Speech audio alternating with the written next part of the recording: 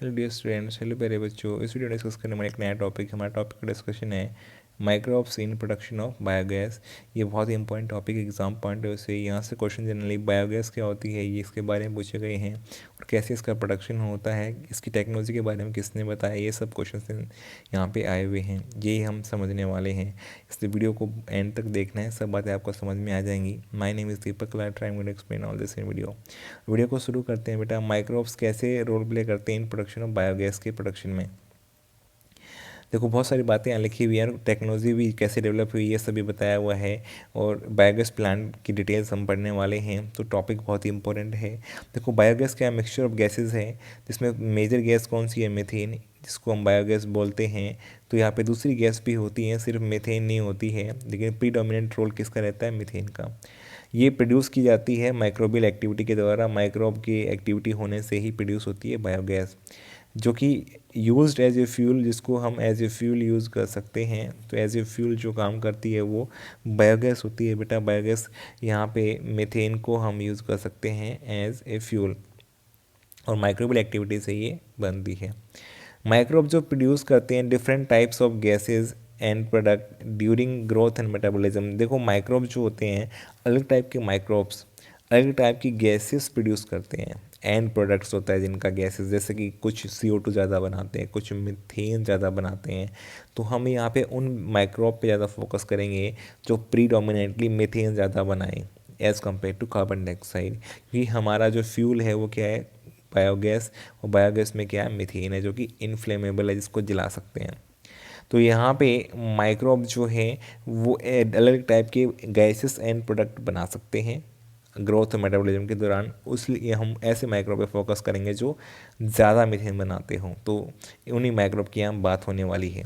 Type of gas produce depend upon, ये किस type की गैस प्रोड्यूस करते हैं, ये डिपेंड किस पे करता है। एक तो माइक्रोब कौन सा है, इस पे मैटर करेगा। ये डिपेंड इस पे करता है कि माइक्रोब कौन सा है, कि CO2 ज़्यादा बनाने वाला है या मीथेन ज़्यादा बनाने वाला है। या फिर ऑर्गेनिक सबस्ट्रेट क्या है जिसको यूटिलाइज कर रहे हैं, माइक्रोब किस तरह के ऑर्गेनिक सबस्ट्रेट पे ग्रो कर रहे हैं, ये भी मैटर करेगा। सिर्फ माइक्रोब ही नहीं, बल्कि उसका सॉस क्या है, ऑर्गेनिक सबस्ट्रेट का जिसको यूटिलाइज कर रहे हैं, वो भी यहाँ पे डिसाइड करेगा कि कौन सी गैस एंड प्रोडक्ट की फॉर्म में प्रोड्यूस होगी। तो ये दोनों बातें बहुत ही ज़रूरी है, एग्ज़ाम में आ सकती हैं। अब जैसे एग्जांपल देखें, हम ऑलरेडी ऊपर जो पढ़े एग्जांपल से फर्मेंटेशन ऑफ डफ हुआ, तो उसमें देखा था कि CO2 गैस बनी। चीज़ मेकिंग में भी CO2 गैस बनी, जो कि होल्स बन गए थे। तो डफ में, ब्रेड में होल बने थे CO2 गैस रिलीज होने से, जिसको हमने लीवनिंग भी बोला था, आपको याद आ रहा होगा सारी बातें। प्रोडक्शन ऑफ चीज़ जो हुआ था उसमें भी हॉल बने थे स्विस चीज़ में। तो वो भी क्यों बने थे, उनके पीछे रीज़न क्या था, सबके अंदर प्रोडक्शन ऑफ कार्बन डाइऑक्साइड। तो वहाँ पे ऐसे माइक्रोब यूज़ हो रहे थे, या फिर वो ऐसे ऑर्गेनिक सबस्ट्रेट को यूज़ में ला रहे थे कि जिसमें CO2 ज़्यादा बन रही थी। लेकिन यहाँ पे हमें क्या देखना है, हमें ऐसे माइक्रोब यूज़ में लाने हैं और ऐसे ऑर्गेनिक सबस्ट्रेट यूज़ करना है कि जिससे मीथेन ज़्यादा बने as compared to carbon dioxide. तो यहाँ पे सर्टेन बैक्टीरिया हैं, however certain bacteria which grow anaerobically, oxygen के एब्सेंस में ग्रो करेंगे। सेलुलोजिक मटेरियल के ऊपर आपको पता है सेलुलोज जो होता है कार्बोहाइड्रेट है, और ये प्लांट के बॉडी का स्ट्रक्चर को, सेलुलर को बनाने का काम करता है। तो large amount of methane along with carbon dioxide और हाइड्रोजन जो है ये बना सकते हैं। दिस बैक्टीरिया को हम क्या बोलते हैं, मिथेनोजेंस। जो बैक्टीरिया मीथेन ज़्यादा बनाएंगे they are called as methanogens. तो ये एक इंपॉर्टेंट क्वेश्चन यहीं आ गया। यहाँ से क्वेश्चन आता है कि मिथेनोजेंस जो है मेन रोल प्ले करते हैं। कौन से बैक्टीरिया या माइक्रोब मेन होते हैं मीथेन बनाने के लिए, बायोगैस बनाने के लिए, दैट इज मिथेनोजन। इसमें एग्जाम्पल आ गया मिथेनोबैक्टीरियम, जो कि इसका एग्जाम्पल है मिथेनोजन का। तो ये मिथेनोजन क्या है, जीनस का नाम है बेटा। मिथेनोबैक्टीरियम जो है कि जीनस का नाम है बैक्टीरिया के अंदर। तो ये जीनस है, यहाँ पे इसके अलग स्पीसीज हो सकते हैं। तो ये मिथेन बनाते हैं, इसलिए इनको नाम भी ऐसा दिया गया मिथेनोबैक्टीरियम, जिसके बारे में ऑलरेडी किंगडम मोन्ट्रा में हम पढ़ते भी हैं। This bacteria are commonly found in the anaerobic sludge during the sewage treatment. जब हमने देखा था कि जब हम यहाँ पे पढ़े सेकेंडरी ट्रीटमेंट या सीवेज ट्रीटमेंट, तो उसमें भी एनोरबिक स्लज डाइजेस्टर जो था उसमें भी ऐसे ही बैक्टीरिया या मिथेनोजेंस प्रेजेंट थे जो मीथेन बना रहे थे। वहाँ पे भी बायोगैस बनती है। ऑल्सो इन र्यूमन, र्यूमन क्या होता है, एक स्टोमक का पार्ट है कैटल के अंदर, उसमें भी आपको देखने को मिलते हैं ये मिथेनोजेंस जो मीथेन बनाते हैं। और अगर मैं आपको बताऊं कि जो यहाँ पे मिथेनोजेंस हैं, इन्हीं के कारण क्या होता है कि बायोगैस या मीथेन बनने के चांसेस ज़्यादा होते हैं। देखो और बातें लिखी हुई है, मैं बताऊंगा आपको एग्जैक्टली बात क्या है।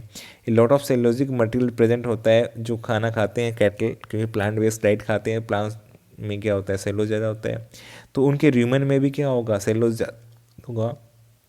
और this bacteria help in breakdown of सेलोज को तोड़ने का काम करेंगे। सेलोज को तोड़ेंगे तो उसमें जो है कार्बोहाइड्रेट है तो उससे मीथेन बनेगा, साथ में कार्बन डाइऑक्साइड भी बनेगा, लेकिन मीथेन ज़्यादा बनेगा क्योंकि ये इंपॉर्टेंट रोल प्ले करते हैं न्यूट्रिशन ऑफ कैटल को प्रोवाइड करने के लिए। और यहाँ पे एक्सक्रीटा जो होगा, डंग जो होगा कैटल का, उसमें कॉमनली उसको गोबर कहते हैं, और इस गोबर में क्या होता है रिच इन दिस बैक्टीरिया, इस बैक्टीरिया में रिच होते हैं। इसीलिए जो डंग होता है उसमें एक स्मेल आती है, वो स्मेल इसीलिए आती है, ये बैक्टीरिया होते हैं और मीथेन बनी होती है उनकी अंदर स्टमक के अंदर, और वो मीथेन गैस बाहर भी फील होती है उसकी स्मेल। तो इस वजह से जो है स्मेल आती है, वो स्मेल इन्हीं की वजह से होती है, मिथेनोजन की वजह से। Dung can be use for generation of biogas, तो बेस्ट सोर्स है बायोगैस बनाने के लिए, डंग को यूज़ करेंगे। कैटल से जो डंग मिला है, और इसलिए इसको क्या बोलते हैं, जो गैस बनेगी इसको हम गोबर गैस इसलिए बोलते हैं बेटा।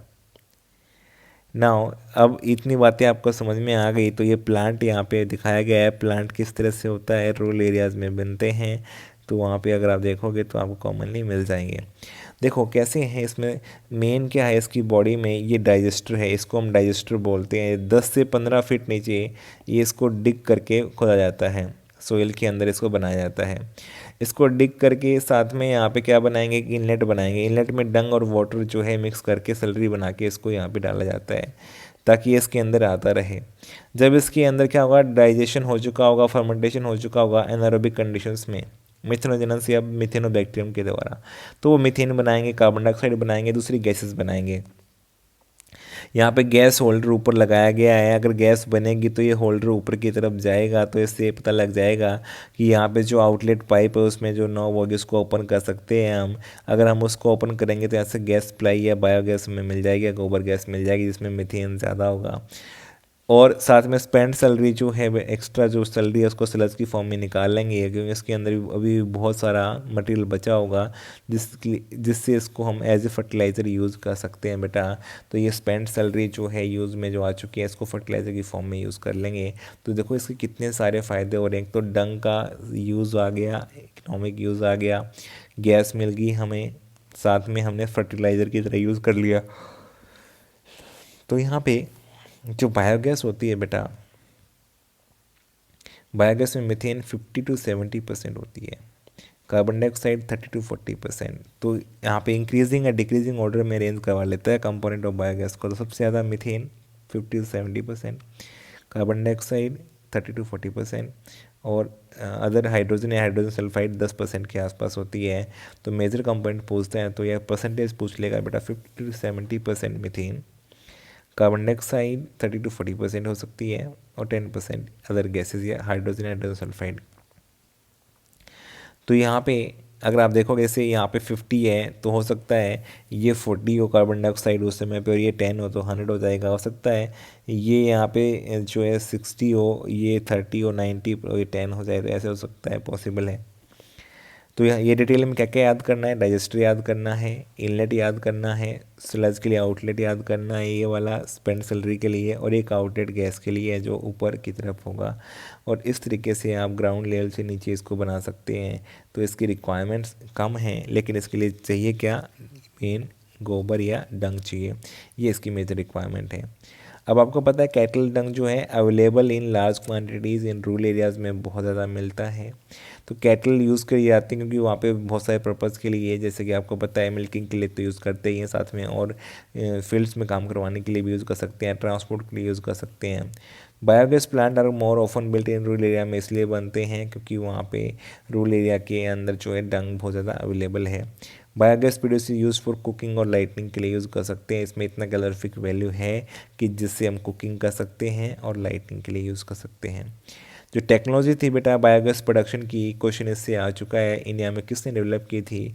It was developed in India mainly due to efforts of IARI Indian agriculture research institute, IARI जो कि दिल्ली में है बेटा, IARI दिल्ली के अंदर है।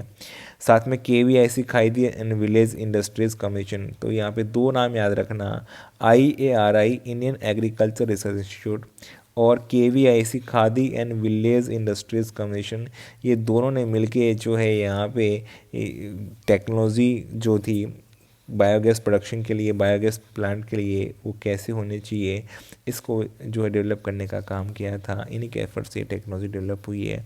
तो एक तो इम्पोर्टेंट क्वेश्चन ये वाला हो गया। एक क्वेश्चन यहाँ से भी आ सकता है कि रूरल एरिया में क्यों बिल्ड करते हैं। ये क्वेश्चन डायग्राम बेस्ड क्वेश्चन, जितनी बातें हुई ये सारी इंपॉर्टेंट हैं। अगर आप बोर्ड का एग्ज़ाम देने वाले हैं तो फिर ये डायग्राम बहुत इंपॉर्टेंट है, एग्ज़ाम में ज़रूर आएगा, डेफिनेटली आएगा आपके। और उसके बाद में ये कौन से बैक्टीरिया, मिथेनोजेंस या मिथेनोबैक्टीरियम, ये 3-4 बातें यहाँ से बहुत ही इंपॉर्टेंट हैं जिस टॉपिक से निकल के आई हैं। और यहाँ पे साथ में जो है गैस कौन सी बनेगी, माइक्रोब और उसके ऑर्गेनिक सबस्ट्रेट पे डिपेंड करता है। मुझे उम्मीद है सब बातें आपको समझ में आ गई होंगी। इसलिए वीडियो आपको पसंद आया है, वीडियो को लाइक करो, कमेंट करो, चैनल पे नए चैनल को सब्सक्राइब कर लो, अपने फ्रेंड्स के साथ शेयर करो। Thank you for watching.